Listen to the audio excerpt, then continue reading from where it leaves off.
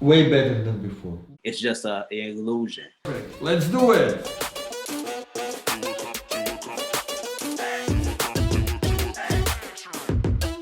Hi everyone and welcome to another episode of Project Drama Podcast. This is Max. And this is Dolly. And for a long time, guys, we really wanted to make an episode about product development in the travel industry, but in fact, there's really not a lot of people who travel a lot during pandemic.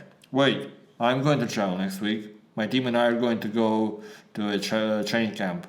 Like your team, so it's a big crowd of people. Not really big, there are three of us. And how you guys gonna manage your finances? Well, as everyone else does, Excel spreadsheet. Oh, I do believe that our today's guest has way better solution for this problem. So, hi Joshua. Hi, Dom. Hey, how you doing? Would you please introduce yourself and tell us a little more about the product that you are doing? Sure. My name is Joshua Johnson. I'm from the United States. To be more specific, Chicago, Illinois. So I was born and raised in Chicago, Illinois. I'm a marketing guru. For people call me product development, and my company is called MyPay Circle. I'm the co-founder of it. And can you share the idea behind the company's product? Sure. So MyPay Circle is pretty much a seamless application to help people that are doing group activities such as traveling, going to the movies, to dinner, doing leisure activities to help them pretty much specifically break down their expenses and make communication more easier. So there's no conflict and people are kind of on one accord as far as like what they're doing as a group. Oh yeah, I have a couple of stories where we were traveling together and had some really tough times figuring out the finance. Yeah. Exactly. So how long, guys, you've been building it? So we actually been working on this product 2 years before we actually launched it last year in 2020. So it took about 2 years to complete it. And we're still actually working on it now, doing a lot of different updates, APIs, different security models, thinking about new business models, kind of really tap into that whole new way of people thinking and how everything is constantly changing with technology and the user experience. So we're constantly also trying to be creative. Okay, good. So, and your product is in a beta now. Like, users can use it already. Yeah, so we're in beta. We went back into beta because, of course, 2020 COVID hit us in March, and nobody expected that across the world. So we really, and because we're in the travel industry and also activities and group, of course, everybody was staying at home. So we had to scale back, and what we decided to do was kind of like just take it back off the market, and it really gave us some time to really define our tools within the application, understand our user base with the people in beta, kind of get some feedback, and also approaches from different angles, kind of building up our sales funnel when we're talking to like different groups and things like that. And what was the reaction of your team when you had to close things up? So when you had to make a that step back? I remember like it was yesterday. So the NBA All-Star weekend was here in Chicago, and I was attending a lot of different events. And of course, we was all still watching the news, saying this COVID thing coming from China. We had like two people in a Chicago area who had caught it, but it was still kind of mild. And then I guess like the first week of March, we're shutting everything down. And we had actually launched it NBA All-Star weekend, had everybody excited, and then it's like, we're shutting everything down. We're like, what? What's going on? We was so surprised. We was kind of like, we didn't know what to think. But in those type of moments, you have to get your composure together, get your emotions together, and really start thinking about a solution. Because of course, we're still paying bills, we're still paying server fees. People are using it. What is this thing going to look like? And also because it was so, I guess the information was when people understood when COVID hit, nobody knew what it was, how long it's going to stay here. Of course, our government here was saying, hey, it be gone in 2 weeks. So we're thinking like, okay, this is something mild. But also when you're talking to different people in the industry, you're getting so much information. It's like, okay, how long is this really going to be here?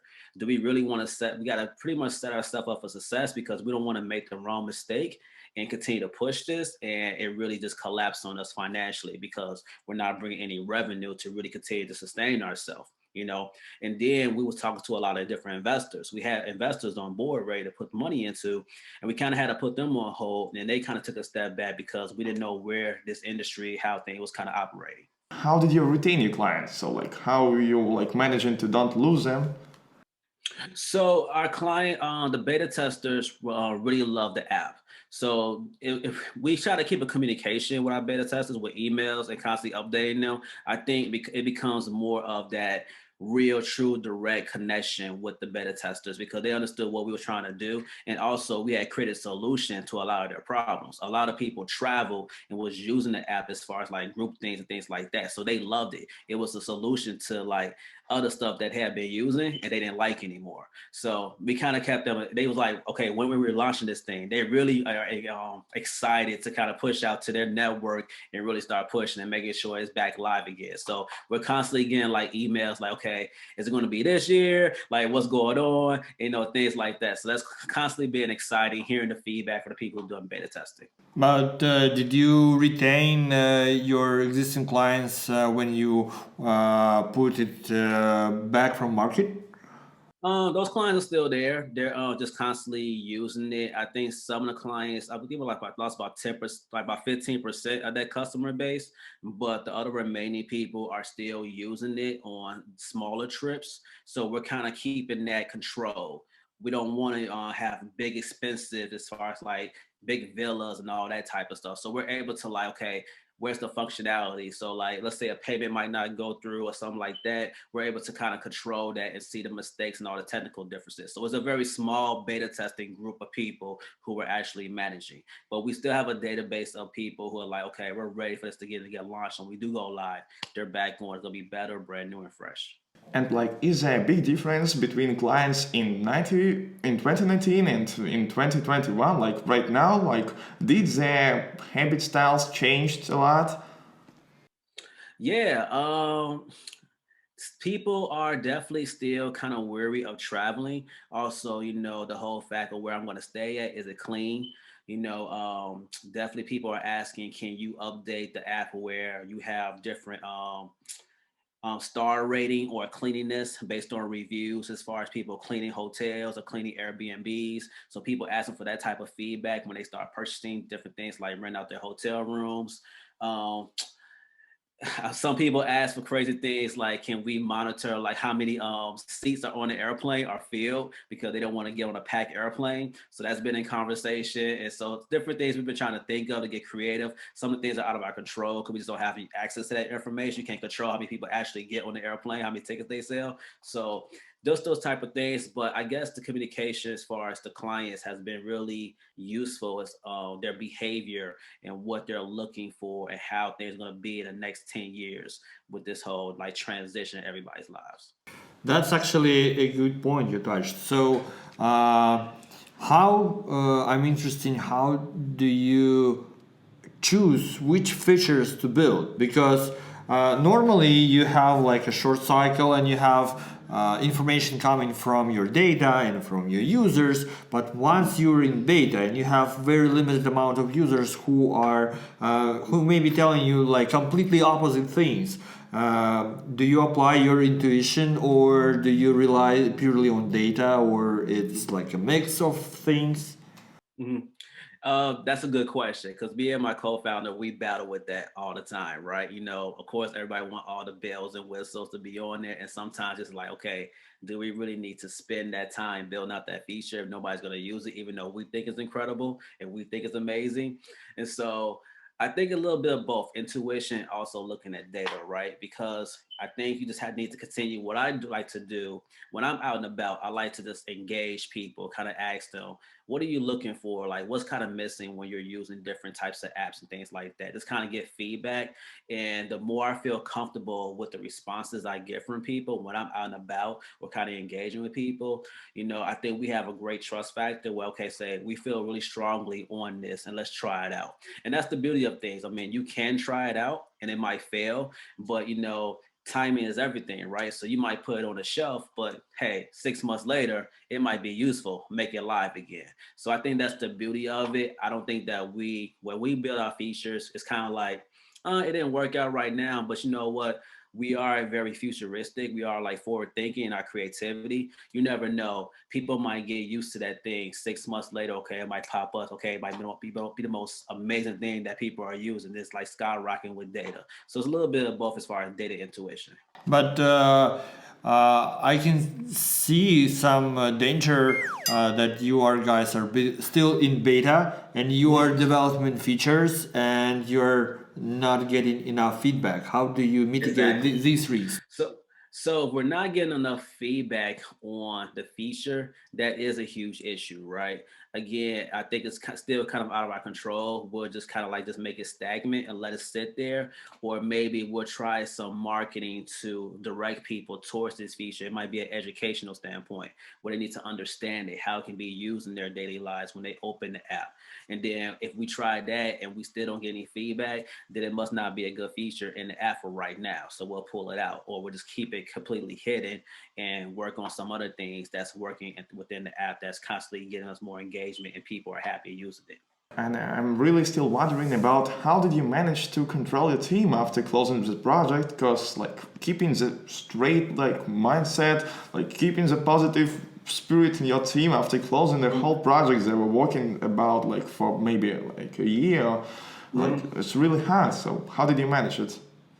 It was definitely discouraging in the moment. Again, like I said, like those first couple of days, it's just like, okay, like where we go from here, what's happening? You're upset. You're like, okay, but then you have to come to realization that this is real, right? Everybody has all these different emotions. It's affecting everybody. So the one thing we did as a team is that we just had a conference. We had a conference call as far as our mental state first as individuals.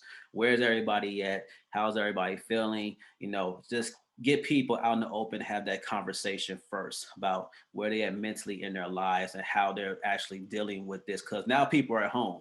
I mean, I'm a social person, so I'm a social butterfly. So I be out and talk to people a lot, and engage. But now you have to be in an inclusive home where you can't meet people. Everything is Zoom. Everything is like conference calls and things like that, right? So once we kind of got that out the way, then let's talk about, okay, what's the future of the app? Yes, we have been working on this, but it's not over. This shall too pass. So how do we sustain ourselves until this whole situation gets back on track? Because the world has to get back on track. The world has to keep moving. So once we kind of put some strategic ideas to that and got everybody on one accord, everybody's kind of comfortable and understand their roles and where they're playing at.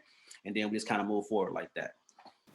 Going through this pandemic is hard, and through this pandemic alone is hard. Let's put it this way. But being a leader for the team is even harder. What drives you to lead people? What drives you to innovate? How do you encourage others to follow your ideas?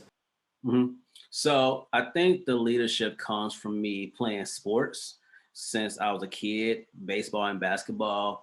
Always kind of been in that leadership position, either it's like a captain or kind of like the starters that take the field, and just understanding that I use a lot of sports analogy because and I like to use sports analogy, especially when we're trying to reach our goals.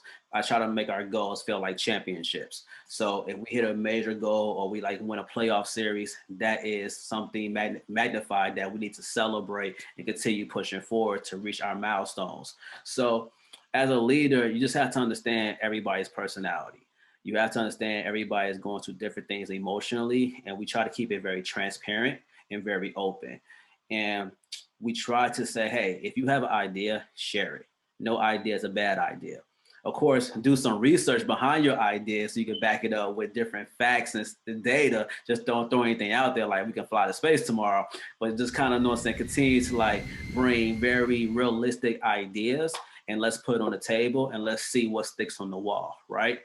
As a leader, I think we just have to understand that everybody is going to be on this roller coaster ride, and everybody's feeling the roller coaster a different way. So I might be in the front seat feeling the roller coaster a different way than somebody in the back seat. So I always have to like have that conversation. What's your feelings when we're going up and down? And the same person in the middle. I think we continue to have that type of engagement, people feel more comfortable that you care about them, but also that you care about this company and where we're going. They're not just working for it, they're a part of the company, you know? And so when I think when we kind of create that type of environment, everybody feels like on game and they feel like, okay, we must win the championship. That's the goal. Like, we must win this championship. We want rings and things like that. We create that excitement. It's like, okay, let's go. They stay encouraged and understand that this is a marathon. Yeah, great. And like I also remember that you mentioned that everyone is a leader in what he's doing. So like it's really great to have a self motivation and self inspiration team. But like, are you giving any tips or advice to your teammates, like to make them easier self inspired? Self-inspired. So again, the characteristics of being self-efficient and just really telling them that, hey, like, take this time to really find yourself as well and what you want to do in the next 10 years. You know, we have an opportunity. I like to, when there's chaos, there's opportunity. And that's some of the things like Warren Buffett says, some of the great leaders of our worlds who've done magnificent things, you know, and turn problems into great solutions that change the whole economy and just the environment and what everybody's doing in behavior. So when we have these conversations, it's like, take this opportunity to really dig deep and let's create a solution for the world. And like, let's leave something here. Let's create something that's going to impact people's lives a whole lot better and really dig down and understand if that's what you want to continue doing even during this time, you know, and just be honest, you know, if it's too much, be honest with us, be honest with yourself. Right. And so I think we had a lot of people coming to that realization, but also overcoming it in a lot of different ways. Yeah, I like that what you're saying because really now during the pandemic, everyone have way more time to find things that he want to do in the future, and like when everyone sitting at home, he really like has time to figure out what he's planning to do, like in the next year, in the next this, and so. Yeah, actually, that was my the next question because a lot of great ideas comes from people just dreaming. Like, do you reserve yourself some time for dreaming? Well, I'm always dreaming. I'm a kid at heart. I believe that kids have the most innocence, and that's when you're like really, when you're a kid, you believe you can do anything. So I love to tap back into that type of spirit and just believe that anything is possible. Right?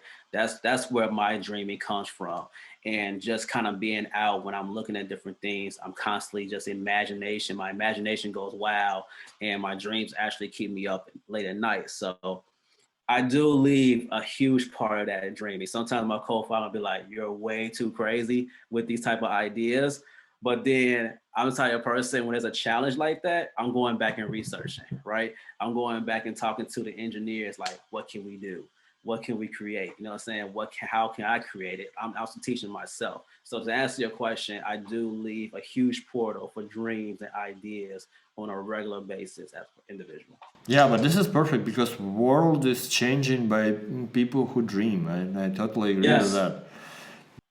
It's always been like that. I mean, entrepreneurs really shaped artists, creators, entrepreneurs shape everything that we do. And I don't believe that they get as much credit for what they do and create in the world that shapes people's behavior and constantly making solutions for things that's going on.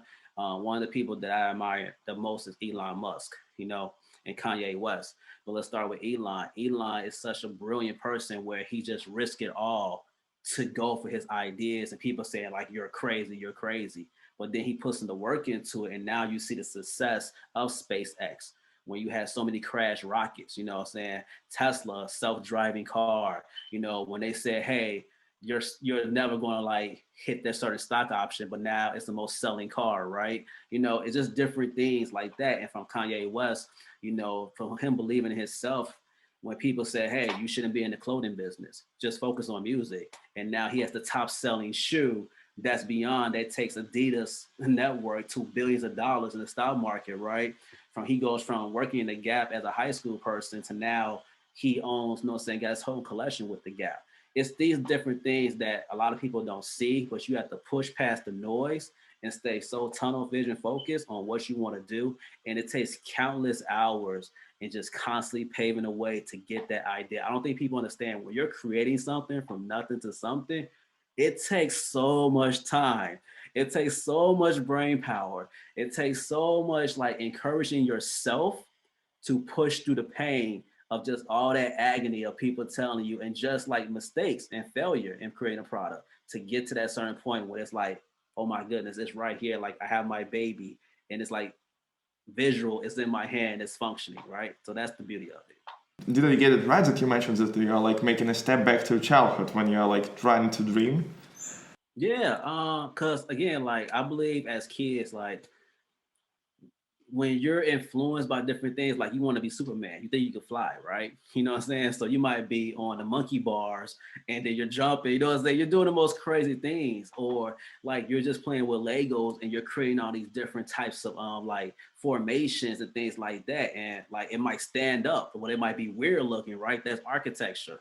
I loved to draw when I was younger. So drawing shoes, creating shoes, you know, things like that. I mean, we couldn't afford certain things. So I drew what I want to wear, right? So I think that imagination is more pure and more vibrant as a kid, because when you start growing up, you have other different noise, other different distractions that really kills your spirit on what you want to do.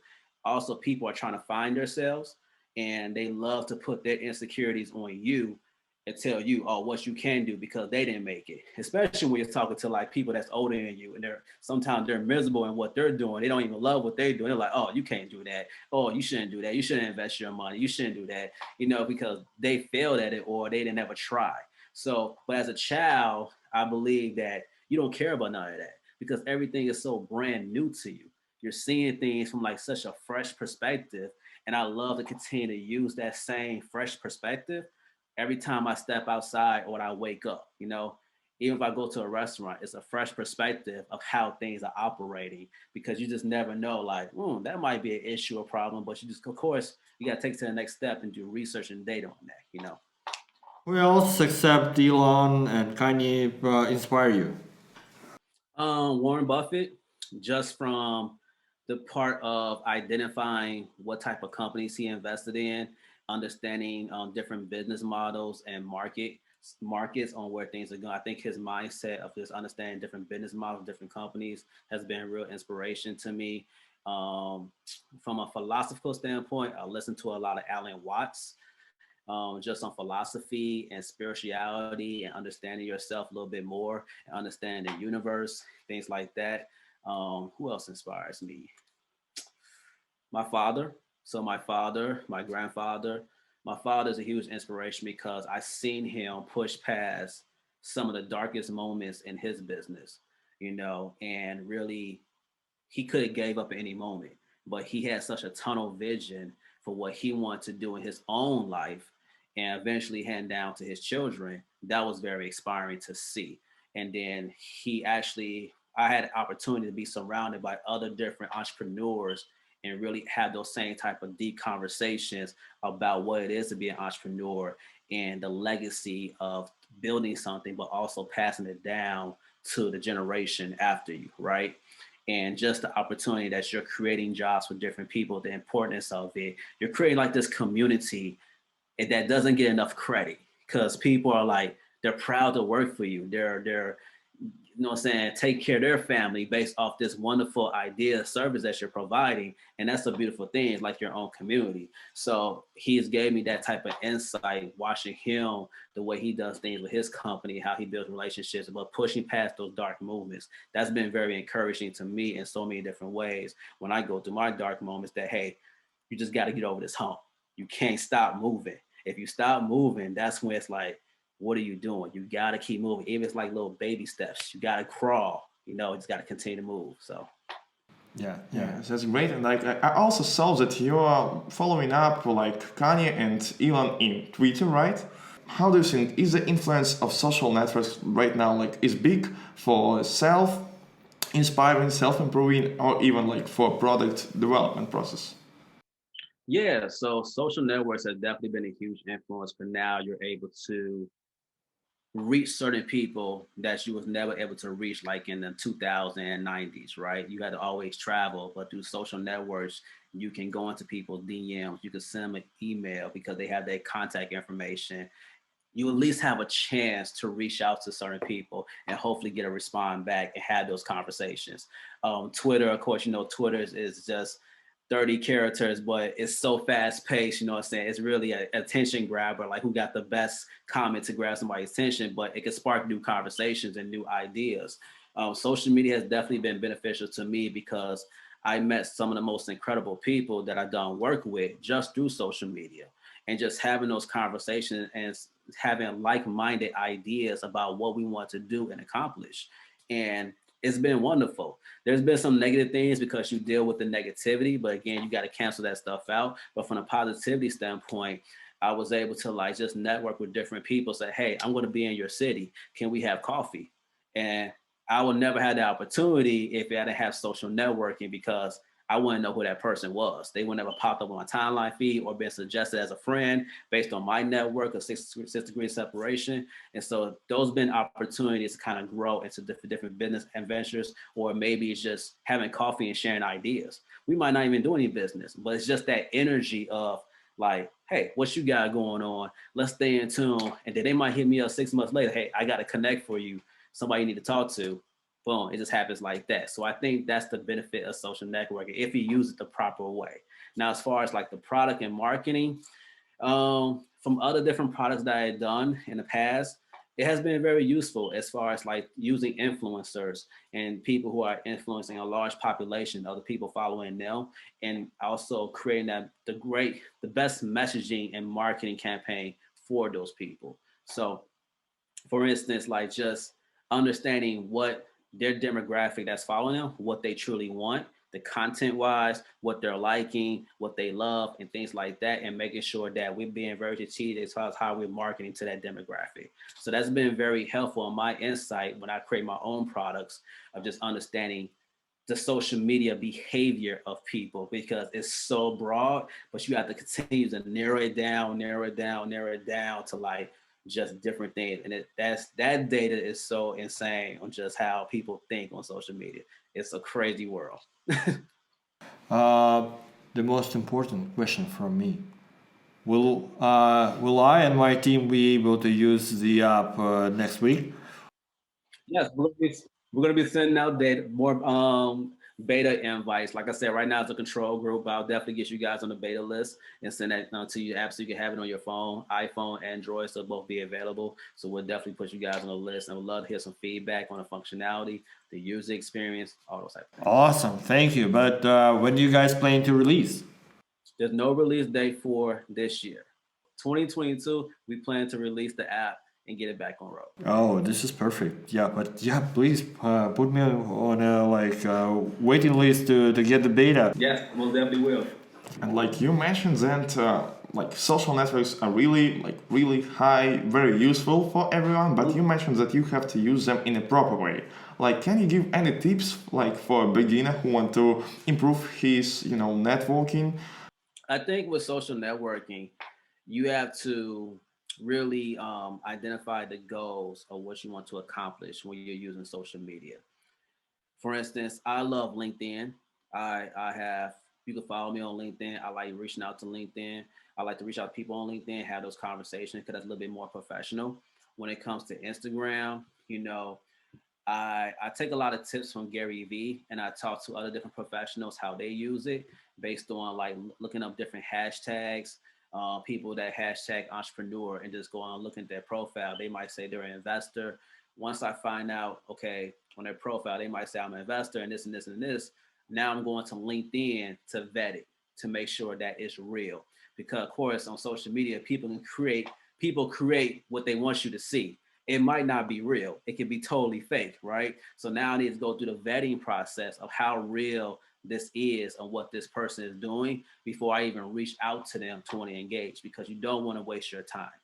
A lot of times people are just engaging with people who might have 50,000 followers, but they're not really doing anything. It's just an illusion. So identify the goals of what you want to accomplish, and then put together a strategic way of reaching those goals on social media. So if you want to reach like Gary V, hey, follow Gary V. Sometimes when he goes live, pull out a crazy comment that might catch his attention or a crazy question, and he'll respond to you. And then immediately DM him. You know what I'm saying? You never know. He might respond to you, right? But also he posts where he's gonna be at, like he's at a speaking conference. Make that investment when things open back up, make that investment and go to the conference and try to get 5 minutes and talk to him. And within that 5 minutes, you are making his mind explode. That's been my success when things were open. That's been my success on networking. I would travel. I would find out what people are going to be at. I would travel, be at the conference, and I'll work my way to get 10 minutes with them or 5 minutes, and I'll make their mind explode based on what I'm telling them. And then that turns into a full-blown relationship, like exchange numbers, because it's different. But I prepare myself for that moment. You got to prepare yourself for the moments and the things that you want to do. You just can't jump into it unprepared. The more you're prepared for those moments, it's going to take you to a whole new different level with people and the things that you want to accomplish. Yeah, thank you so much. Awesome. Yeah. Okay. So let's wrap it up, I guess. Thank you for attending this episode. Thank you for your tips. It was very helpful. And yeah. And one more thing, because I mentioned Kanye, I wrote my own book. I got Kanye Confidence. Whoa. So everything that I talk about is actually in this book. It's really short stories based on his songs that people can relate to. And they have a lot of inspiration behind it as far as like attaining the confidence in what you want to do and your ideas. And don't let society kind of break you from that purpose of what you want to do in your life. So that's what the whole book's about. Is it available for Kindle? Yep. Mm-hmm. Perfect. Because Yeah, I check it out. recently find myself reading more electronic books than paper books. I find myself reading a whole lot more now. I used to be an avid, a serious reader back in high school, but because life got crazy, but now I try to find time to at least read a book every quarter. You know what I'm saying? Something like that. Try to get through a quarter reading a book. So I'm constantly like reading data and like watching other different things like market research. So I try to find myself to read certain books that take my mind or my thinking to a different level and just challenge my thinking. Even though if I don't agree with it, it challenged my thinking to understand other people's perspectives. Thank you. Fantastic. Thanks. No, thank you. It's an honor to be on your podcast. Thank you for inviting me to be on. And I appreciate it. Have a good day. Okay, guys, it was Product Drama Podcast and Joshua Johnson from MyPay Circle. Thank you so much for being with us today, Joshua. And you guys, stay tuned.